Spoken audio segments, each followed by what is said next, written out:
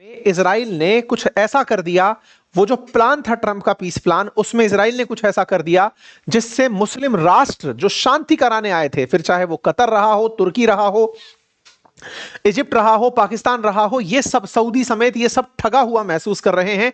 Iran जैसे देश ठगा हुआ महसूस कर रहे हैं कि इजराइल ने हमारे साथ धोखा कर दिया है। हुआ क्या, अब मैं आपको वो कहानी बताता हूं।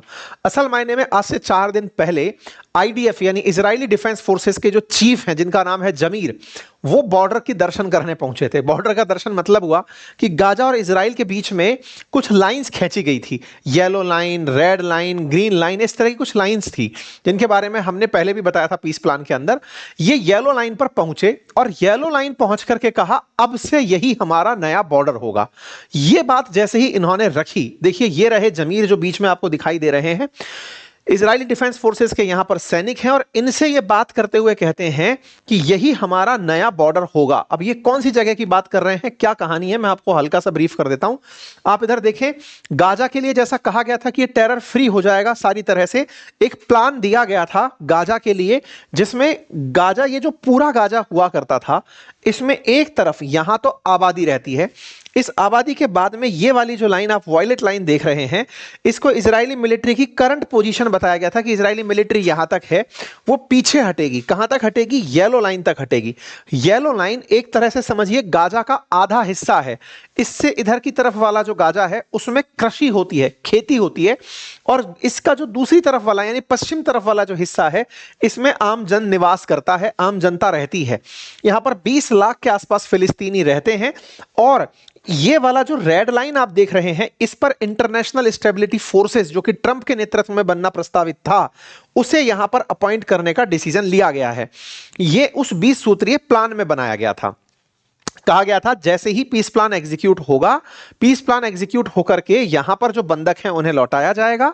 इजरायली डिफेंस फोर्सेस यहां से हटकर यहां खड़ी होंगी। Israeli defence forces yellow line पर आकर खड़ी हो गई। फिर कहा गया सीज फायर का प्लान 2 एक्टिवेट होगा, जिसमें ये जो रेड लाइन है यहां पर आकर के इंटरनेशनल सिक्योरिटी फोर्सेस खड़ी होंगी और गाजा के अंदर, गाजा का जो बॉर्डर है इस जगह पर इजरायली फोर्सेस आकर खड़ी होंगी। तो मतलब फ्यूचरिस्टिक प्लान ये था कि इजरायली फोर्सेस यहां होंगी, रेड लाइन पर इजराइल के international defence forces, security forces, जिसमें पाकिस्तान, कतर, तुर्की, इजिप्ट जो भी अपनी सेना देना चाहे वो यहां पर खड़े होंगे। येलो लाइन तक ये फेज 1 में रुके रहेंगे जब तक कि अभी वाला जो काम है, कौन सा वाला काम, बंधकों के एक्सचेंज होने वाला नहीं हो जाता तब तक। तो प्लान एग्जीक्यूट होते ही येलो लाइन पर रुकना था। लेकिन अब हुआ क्या, इजराइल ने क्या कर दिया, जहां इजराइल को यह फाइनल अपना बॉर्डर मानना था, इजराइल ने अनाउंस करके इस येलो लाइन को अपना फाइनल बॉर्डर मान दिया है। कहा है यह हमारा फाइनल बॉर्डर है। और इस अनाउंसमेंट के साथ ही सारा बवाल शुरू हो गया है। यूएन तक में बात पहुंच गई है। अंतरराष्ट्रीय स्तर पर सारे मुस्लिम देश फिर से चिंता मग्न हो गए हैं कि यह क्या हो गया। इजराइल के सारे बंधक रिहा हो गए। इजरायली बंधक होने के बाद में इजराइल ने इस येलो लाइन को अपनी नई बॉर्डर घोषित कर दी है। इसका मतलब इसके बाद वाला जितना भी क्षेत्र है इसको इजरायली फोर्सेस कब्जे में ले ली है। और इस बॉर्डर पर खड़े होकर अनाउंसमेंट यह हो रहा है कि अगर फिलिस्तीन से कोई भी इस तरफ आएगा तो गोली मार दी जाएगी। और इंटरेस्टिंग बात यह है कि यहां पर एक बॉर्डर है जिसको राफा बॉर्डर कहते हैं, जो कि इजिप्ट की तरफ रास्ता खोलता है। उस बॉर्डर से पीस प्लान के अकॉर्डिंग प्लानिंग यह थी कि यहां पर जो फिलिस्तीनी इजिप्ट में जाकर बस गए हैं वो वापस आ सकते हैं रहने के लिए अपने क्षेत्र में। लेकिन कहा गया है कि वापस आने के रास्ते बंद कर दिए गए हैं। केवल अगर फिलिस्तीन से निकलकर कोई जाना चाहता है तो ही अलाउ होगा। यानी इजराइल ने यहां पर ट्रंप के पीस प्लान को फेल कर दिया है। साथ ही साथ में गाजा से अपने बंधकों को सबको छुड़वा कर, केवल अभी एक के बारे में कहा जा रहा है कि उसकी डेड बॉडी वापस नहीं आई है, अदरवाइज सबको वापस ले लिया है। यहां पर अब जो बात आ रही है वो ये कि इजराइल ने फिलिस्तीनियों को यहां से जाने के लिए तो रास्ता दे दिया है, लेकिन अगर कोई अंदर आके रहना चाहता है तो उसे परमिशन देने से मना कर दिया है। ये 2 नए सुधार ऐसे समय पर जब इजराइल के सेना चीफ यह अनाउंस कर रहे हो कि येलो लाइन ही हमारा न्यू बॉर्डर होगा, इससे अंतरराष्ट्रीय स्तर पर चिंता बढ़ गई है। गाजा से इजराइल की वापसी तो हुई लेकिन येलो लाइन पर रह गए और कहा गया कि अब उससे दूसरी तरफ येलो लाइन से गाजा पट्टी वाला क्षेत्र रेड लाइन कहलाएगी, ये वाला लाइन तो रेड जोन कहलाएगा और इसके दूसरी तरफ इजराइल वाला जो क्षेत्र है ये ग्रीन जोन कहलाएगा। आपको मैं तस्वीरों से दिखाऊं तो आप समझ पाएंगे कि यहां पर येलो और ग्रीन की कहानी कुछ इस तरह से रटी गई है कि इसका एक क्षेत्र जिसमें गाजा के अंदर गाजा के लगभग 20 लाख लोग रहते हैं, उस 20 लाख लोगों वाले क्षेत्र को गाजा में एक साथ कंस्ट्रेन कर दिया जाएगा और जो खाली जगह थी गाजा से इजराइल के बीच की जो क्षेत्र थे जहां कृषि संभव थी उसे अब इजरायली फोर्सेस ने कब्जे में ले लिया है।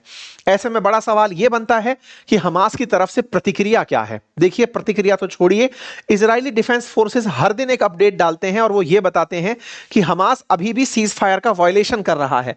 ये हर दिन का अपडेट है। 30 नवंबर का अपडेट आप देख लें, हर बार 4 दिसंबर का सीज फायर वायलेशन, 7 दिसंबर का, हर बार का डिफेंस फोर्सेस के द्वारा एक ट्वीट आता है कि हमास अभी भी सीज फायर वायलेशन कर रहा है। मतलब उनका उद्देश्य अभी यह बताने पर है कि हमास ने अभी भी अपनी हरकतें बंद नहीं की हैं। एक वीडियो बाहर जारी होता है न्यूयॉर्क पोस्ट का जिसमें दिखाया जाता है कि बच्चों के लिए जो दवाएं भेजी गई थी या खाने का पदार्थ भेजा गया था वो हमास ने अपने कब्जे में इस तरह से लिया हुआ था और बच्चों को भूख से तड़पने के लिए मजबूर किया हुआ था। एक और वीडियो जारी किया जिसमें हमास के लड़ाके जो हैं, जो आतंकी हैं, वो अपने हाथ में बंदूक लेकर के मार्केट में टहलते हुए दिखाई देते हैं। इसको इजरायली डिफेंस फोर्सेस ने पब्लिक करके कहा कि ये उनका मेन बाजार है और उसमें अभी भी हमास खुलेआम घूम रहा है बिना आर्म्स को सरेंडर किए।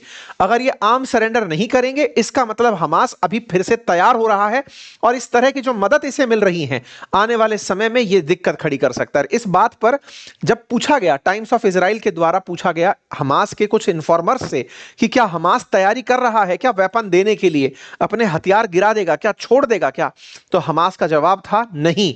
जब तक हमें यह अश्योरेंस नहीं हो जाता कि इजराइल डिफेंस फोर्सेस यहां से बाहर नहीं निकल जाएंगी, हम हथियार नहीं छोड़ेंगे। लेकिन जब नेतन्याहू से यह पूछा गया कि क्या हमास हथियार छोड़ सकता है तो नेतन्याहू का कहना था दुनिया में बहुत से देशों ने छोड़ा है भाई।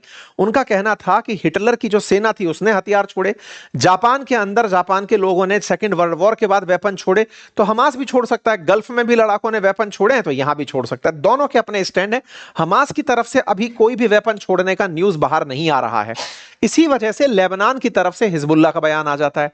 वो कहता है जब तक ईरान हमें नहीं कहेगा हथियार छोड़ने की हम नहीं छोड़ेंगे। कुल मिलाकर के इजराइल की तरफ से ना तो इजराइल की तरफ से प्रयास बढ़ रहे हैं और ना हमास की तरफ से प्रयास बढ़ रहे हैं। भले ही इन लोगों ने नई सीमा रेखाएं अनाउंस कर दी हो, इजराइल ने ट्रंप को सीज फायर के उलट ही पूरा सौदा बनाकर भेज दिया कि साहब आपको लगता था कि हम रुक जाएंगे, इजराइल ने इनका एक और क्षेत्र कब्जा कर लिया। ये बिल्कुल वैसे ही है।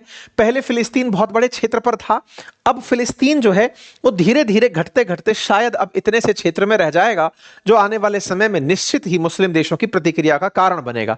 लेकिन एक तरफ यह है तो दूसरी तरफ यहां पर नाकामी उन देशों की दिखाई पड़ती है जिन्होंने इन फिलिस्तीनियों का सौदा कर दिया।